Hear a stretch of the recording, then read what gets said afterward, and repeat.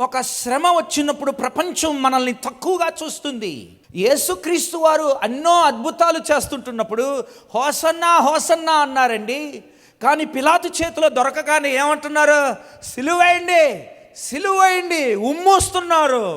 పట్టుకోవటానికి కూడా అర్హత లేని వారు ఉమ్మూస్తున్నారు.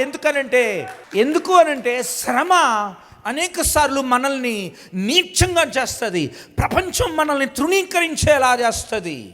మనకి ఒక గొప్ప మాదిరి యేసుక్రీస్తు వారు. మానవుడు పాపంలో నశించిపోతుంటున్నప్పుడు ఆయన స్థానాన్ని విడిచిపెట్టి దీనులైన మన కోసం దిగి వచ్చి మనలాగా బ్రతికి మన కోసం మరణించి మన కోసం తిరిగి లేచాడే. ఒకరు శ్రమలో ఉన్నంత మాత్రాన వారు మనకంటే తక్కువేం కాదు. ఒకరు దీనులైనంత మాత్రాన ఇంకొకరిని తక్కువగా ఏమి ఎంచుకోవద్దు. నువ్వు ఎలాగైతే మానవుడో వారు కూడా మానవులే. వారు శ్రమని ఇప్పుడు అనుభవిస్తున్నారు, రేపు నువ్వు అనుభవించవచ్చు.